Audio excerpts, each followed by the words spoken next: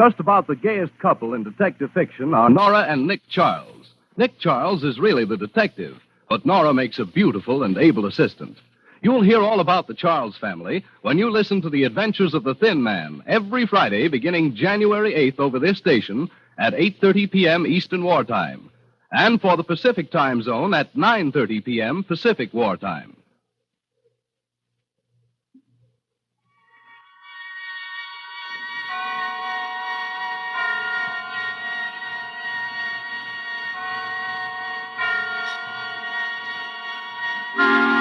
Suspense.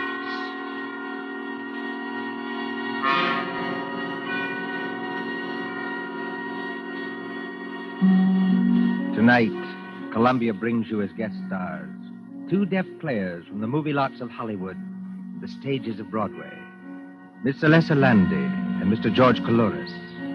They are here to spend with us a half hour of suspense. Suspense is compounded of mystery and suspicion and dangerous adventure. In this series are stories calculated to intrigue you, to stir your nerves, to offer you a precarious situation and then withhold the solution until the last possible moment. Tonight, for instance, Miss Landy plays for us an agreeable young lady who is on the trail of some hot money. And Mr. Coulouris plays for us a disagreeable young man who may or may not know more about the money than he says. We trust that with this tale we shall keep you in suspense. For Suspense tonight, CBS presents Alessa Landy and George Coulouris in Nothing Up My Sleeve by John Dixon Carr.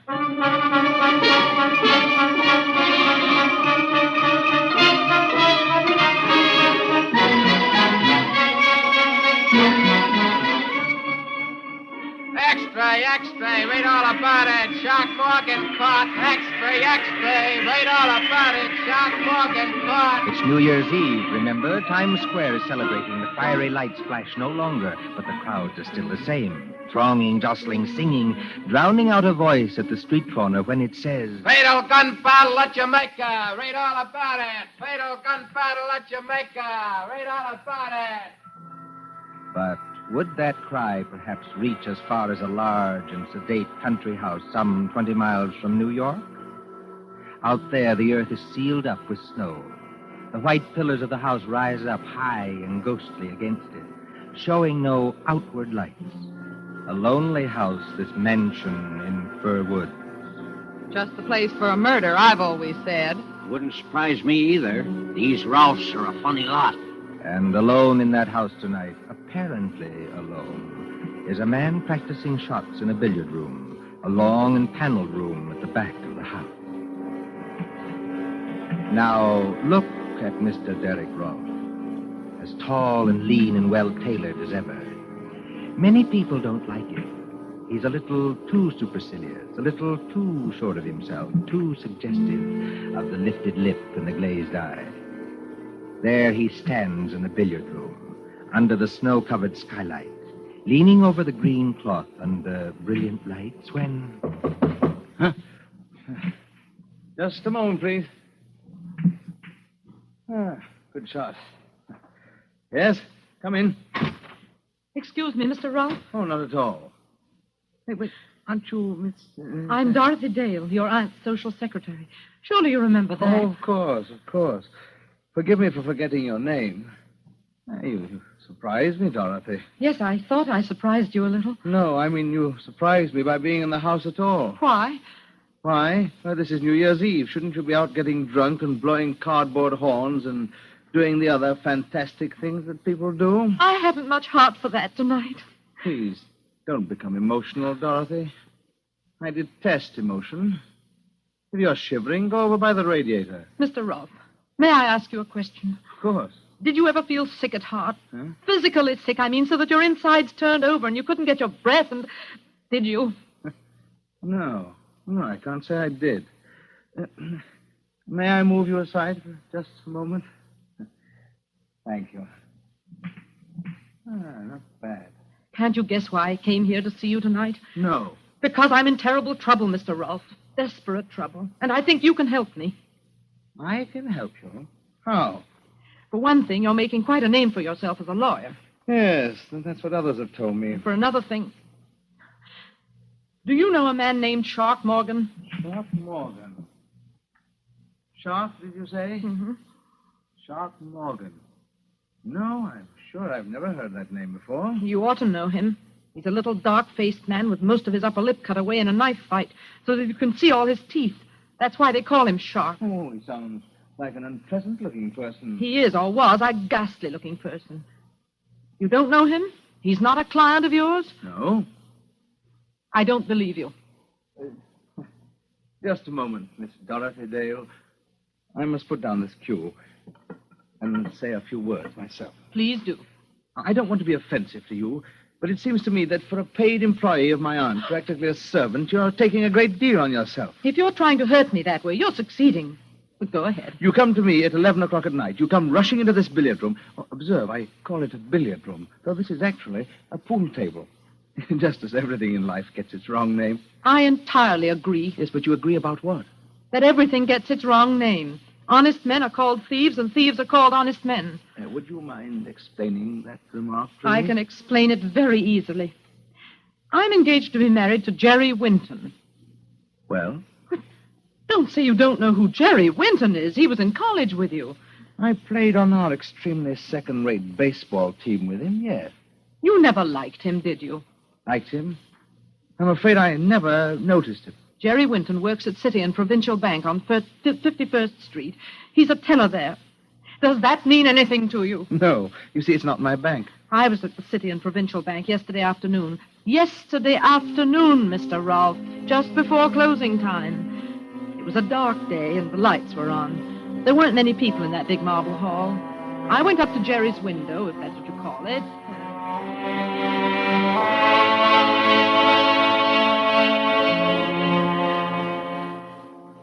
Can you cash a check for $1 million? Hello, Dolly. Hello, Jerry. You glad to see me? I am not pleased to see you here, Dolly. Huh? I'm never pleased to see you here. And why not? Because I can't make love to you. Can you imagine anybody making love in a bank? Oh, we might sneak into the president's office. As a matter of fact, I've dreamed of holding a party in there. But it'll never happen, unless I'm fired, which is very likely. Jerry, sometimes I wish you weren't so easygoing. I'm not easygoing with the bank's money, Dolly. Otherwise, I'd be shoving it out to you through the window in double handfuls like this. Jerry, for heaven's sake, no. Then state your business, madam. The convict in the next cage is watching us already. I want to cash a check. Here it is. $20. That is, if my account can stand it. Yes, I think we can manage that. How'll you have it? Oh, it doesn't matter anyway. Jerry, What's wrong? look over there. Where? Over there by that marble table with the pens and ink on it. The little man with no upper lip to his mouth and all his teeth showing. Ugly-looking devil, I admit. He's carrying something like a violin case. Hold on. I've seen that fellow someplace before. Of course you have. Don't you remember where? It was... It was out at Mr. Rolfe's house in the country when you came to visit me last Sunday. The man with the teeth and 5 other men were coming out on the porch as we were going in. Wait a minute, Dolly. That's not all. What is it? There's some very funny-looking customers in this bank right now. Where? At Mr. Wallace's window. At Mr. Robinson's window. And up by the guard at the front door. They don't seem to make any sound. As though they all wore rubber-soled shoes. Jerry, something's going to happen. I know it is. Unless I can get off this stool and warn... That was just to call your attention, folks. Just to call your attention. Now, just stand where you are, all of you. And nobody will get hurt. Darling, I'm scared. Well, what shall I do? Steady, dear. Just stand still. I don't dare turn around. Was that the man with the teeth? Yes, he's got the machine gun. We don't want any funny business about alarm bells, see? One of the boys has already gone behind to take up the collection. Now just stay where you are. That's all you got to do. You can't get away with this. Oh, look, boys, here's a guy at the front with a nice mahogany desk and a plate with his name on it who says we can't get away with it. That's Sean. Huh? Don't do it, Sean. That wasn't in our orders. So we can't get away with it. Oh, he's crazy. I hear somebody else talking. Jerry! Thought I heard somebody over there. Oh, it's you, kid. Move to one side of the window, Dolly. Move to one side of the window. Don't worry, kid. I ain't gonna hurt you. No? Not a bit of it. Thanks for helping us. You'll get your cut later. What do you mean, my cut? It's what I said. You'll get your share when we divvy up. Well, I don't know anything about this Don't worry, robbery. kid. We'll take care of you. I tell you, I don't know anything about this robbery. Jerry!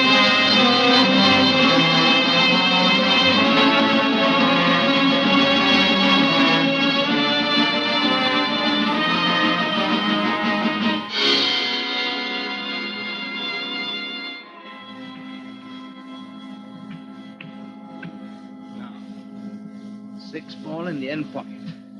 Ah, got it. Are you listening, Mr. Rolfe? This Shark Morgan must have been quite a fool. I grant you that. He was a fool. He must have been crazy.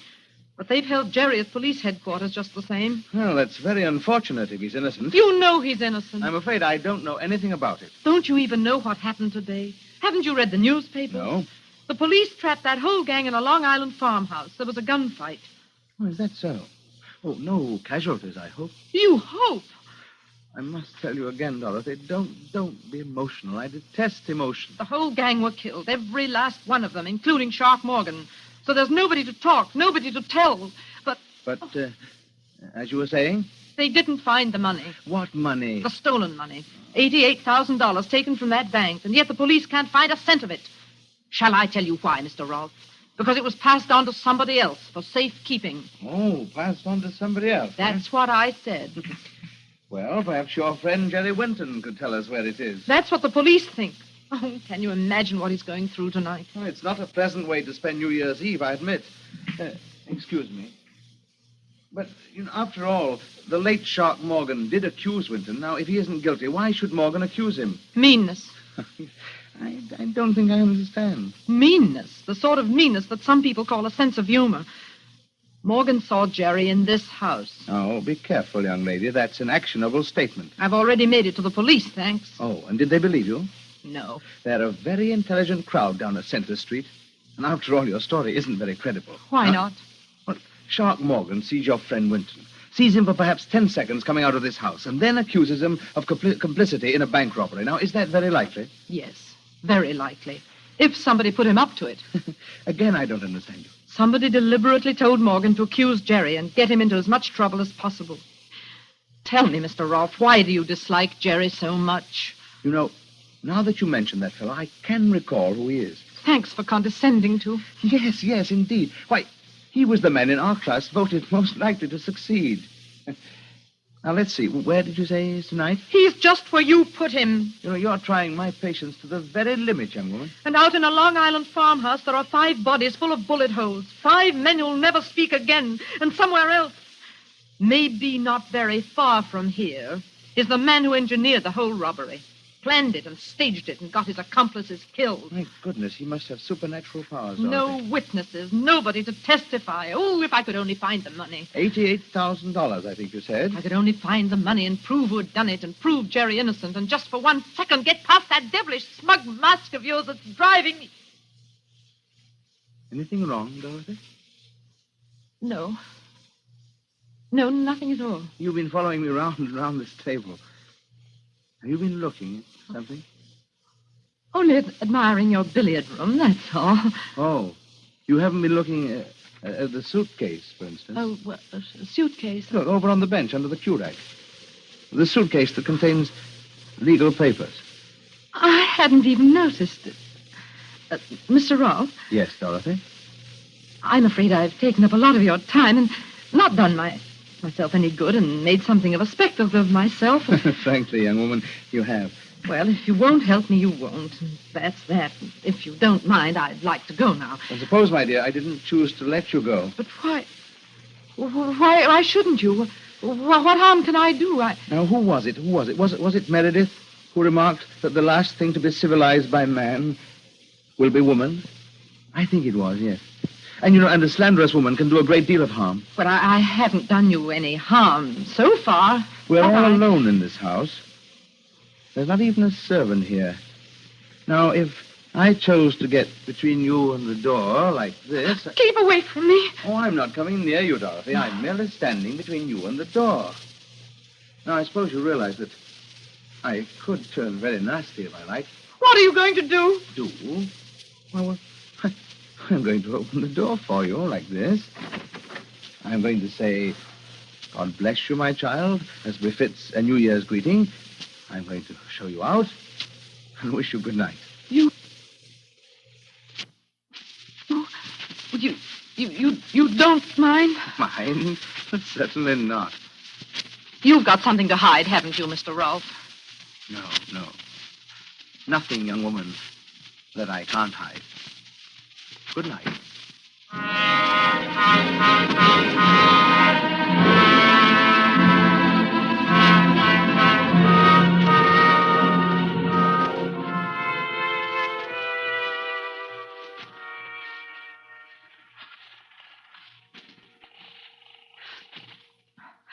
Operator. What number are you calling, please? Operator, I want to get to police headquarters in New York City. No. That'll take too long. Wait. Get me the local police station. This is Mallingford 8891. The local police station? Yes, that's right. The number you want is Mallingford 326. I will ring them. Thank you. Hurry. Oh, why is he so confident? What has he got up his sleeve? Mallingford Police Station. Oh, let me speak to the chief of police, please. You're speaking to him, ma'am. Nobody else to stay up here on New Year's Eve. Well, my name is Dale, Miss Dorothy Dale. I'm speaking from Green Acres, Mr. Derek Rolfe's house, about 2 miles up the post road. Do you know it? Yes, I know it, but can't you talk louder? I can hardly hear you. I don't dare talk loud. I'm speaking from a phone just outside the billiard room door. Well, what about it? Listen, you want to recover the city and provincial bank money, don't you? We sure do, miss. That money's hot, but... Well, it's here. It's in this house, in this billiard room now. Oh, who's got it? Derek Rolfe himself. Look, miss, is this on the level? I swear it's true. I've seen the money. The Ralphs are prominent people, you know. I can't help that. There's a big suitcase completely full of money in packages fastened with the paper label of the city and provincial bank. And that's not his own bank. Take it easy now. The lid of the suitcase wasn't quite closed. He thought he'd be alone here tonight, and that's why he was careless. Does he know you saw the money? Did I see the money? I'm not quite sure. You're not sure? No, I could almost have sworn he knew I saw the money, but he didn't seem to care. Be careful. The billiard room door's opening. Thought I heard someone using the telephone out here. Excuse me, Mr. Rolfe. I only... What's this about the door open? No, these doors are rather thick, Dorothy, but I was under the impression that I heard somebody say police. Yes. Well, yes, you did. You weren't phoning the police by any chance, were you? Yes, I was. But why? Go Well, on. Why? As a matter of fact, I was trying to get in touch with Jerry. That's it. He's at police headquarters in New York, and I was trying to get in touch with him to see if they'd let me talk to him on New Year's Eve. You know, I thought it would cheer him up. Look, miss, this is the Mallingford chief of police. Are you still there? What's that? What's Mallingford? Well, it's a New York call relayed through the local station. You don't mind? Not at all. Please go right ahead.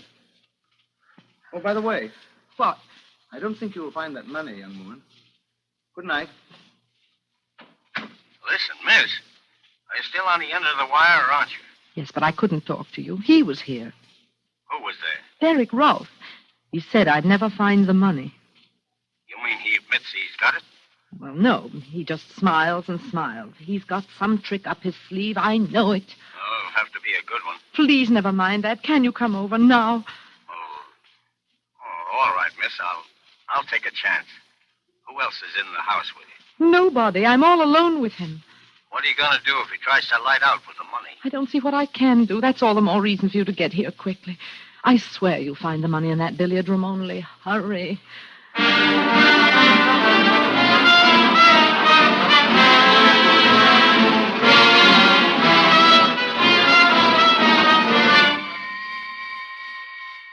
Five minutes. 10 minutes. 15 minutes.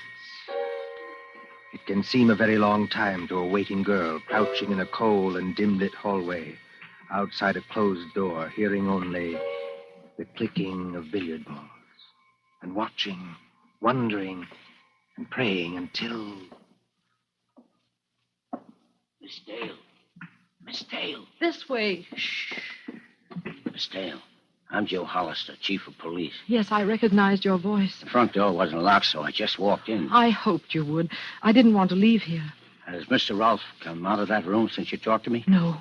And according to what you claim, he's still in there with a suitcase full of money. That's right, Mr. Hollister. Now, look, miss, before we go any further, there's something I ought to tell you. Well? Well, I checked with New York about you. And what did they say? Yes, Miss Hollister.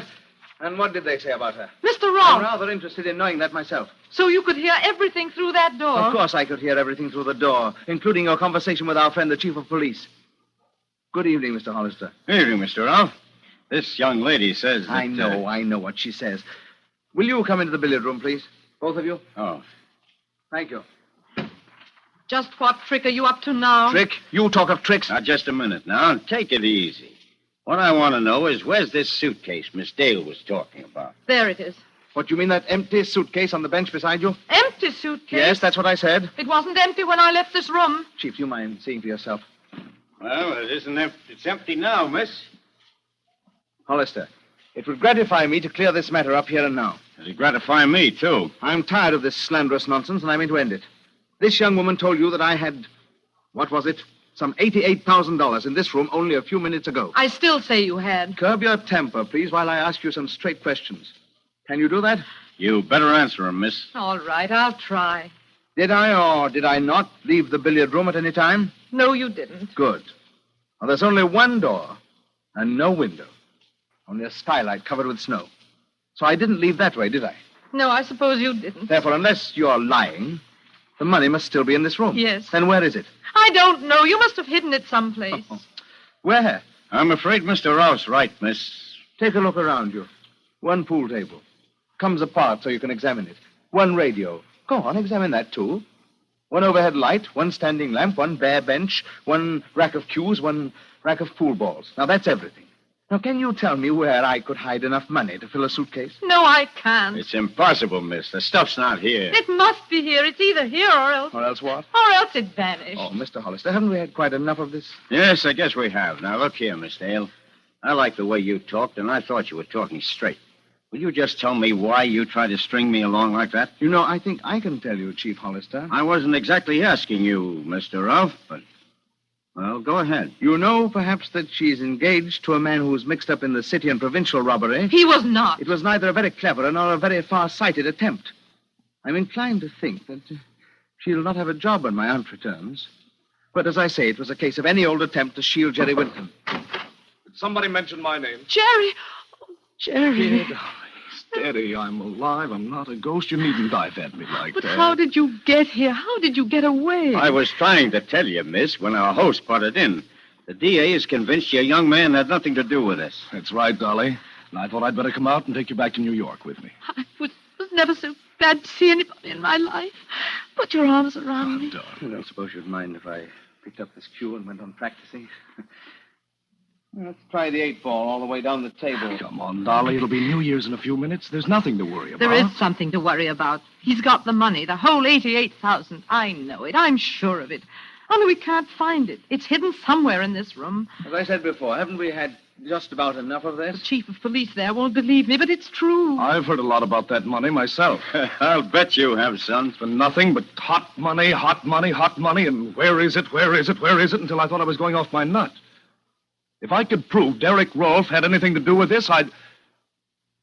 Dolly, what's the matter? Mr. Hollister, Yes, miss? I think I know now where he's hidden the money. Well, that was a bad shot, Mr. Rolfe. You've made the white ball jump clear off the table. Well, there are plenty of others on the table. I tell you, I know where he's hidden it. Is it in this room? Yes. But where? In the pool table? In the radio? In some secret panel? No. You'd better speak up, Dolly. Has it ever struck you, any of you, that there is such a thing as an invisible piece of furniture? An invisible piece of furniture? You mean we can't see it? No, it's in plain sight. It's smack in front of your eyes. But nobody ever sees it. You can't see it now. We may not understand you, Dolly, but by George, Derek Rolfe does. Look at his face. Yes. I'm looking at it. What's the matter with all of you? Please don't become emotional, Mr. Rolfe. I detest emotion. Miss, There's a reward of $10,000 for the recovery of that money. If you know where it is, tell us. There's nothing easier. It's... Before that young woman says something she may regret, please listen to me. You've got him, Dolly. I don't know how or why, but you've got him. Go on, Mr. Ralph. Tell me, Winton, you and I used to play on the same baseball team, didn't we? That's right. What about it? What did I play on that team? You were the pitcher. Why? Was I good? You're the best control and the best fast one I ever... Wait a minute. Why are you picking up that pool ball? What are you going to do? Take it easy, Mr. Ralph. You three are across the room from me. I have a number of rather dangerous objects on the table here, and I'll split that girl's skull if she says another word. Don't be a blasted fool. You think I can't do it? Well, does that convince you I haven't lost my pitching arm? You didn't even get a chance to raise that gun. No, you don't. Don't try to pick it up. Just let it lie there on the floor. Get behind me, Dolly. You stay where you are. Move a step off first base and... Maybe you'd better listen to him, Miss Dale. Well, what are you going to do, Ralph? You can't keep us here forever. I don't propose to keep you there forever. I'm not so enamored of your company. Now, what's the game? Well, I'll make a bargain with you. Well? My car's outside with a little more gas than the state allows. Give me 1 clear hour to get away. Well, what do you say? I'm a cop, Mr. Ralph. I can't make any bargains with you. No? No, and I'm coming over there after you. And you'll compel me to start throwing. Down, Dolly, down under the table. Oh, you missed that one, Mr. Ralph. I'll not miss with this one. It's a shame to bust that fuel rack, Mr. Ralph, but I'm still coming for you. You've lost your control, old son. You're done for. I tried this. That was the wildest pitch yet. Dolly, look. Don't get up, but look. What is it? The radiator, the steam radiator. It's knocked the whole thing sideways. Did you ever see that happen to a radiator before? Of course not, because it's a dummy radiator. Dummy radiator. Yeah, I got you, Ralph. I'm not too old to handle a bird like you. You haven't even got a search warrant. I'll take a chance. Well, what was that about? A dummy radiator? Yes. Look. Look here. It's got a little oil burner inside to make it give out heat. Yeah? And there are hinges at the back to form a lot of compartments where you can hide as much money as you like. I saw the hinges when he told me to go over to the radiator, but I didn't guess what they meant. It's really a safe that never attracts attention because nobody ever notices it. And the stuff's here all right. There, Mr. Hollister. That's what I saw in the suitcase. I told you there was a $10,000 reward for that, miss. Oh, did you hear that? Turn on the radio, Jerry. Go on, turn it on. Welcome in the new year. Didn't you tell me, all of you, that the money was hot?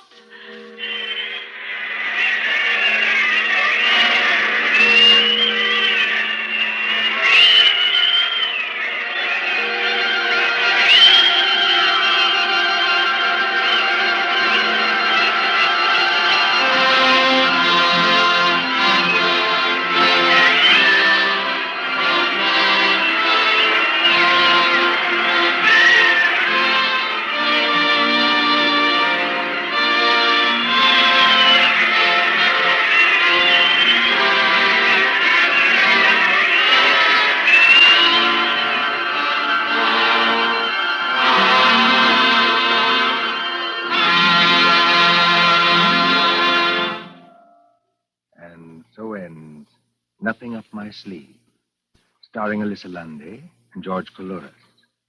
Tonight's story of suspense. Columbia presents these tales of mystery and intrigue and dangerous adventure for your relaxation and enjoyment. Next Tuesday, there'll be another in this series. Same hour, 9:30 Eastern Wartime.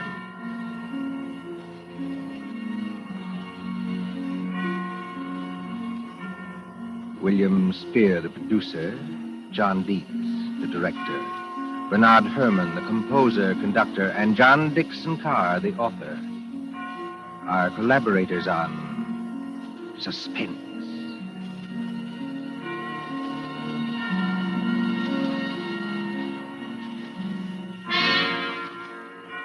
This is the Columbia Broadcasting System.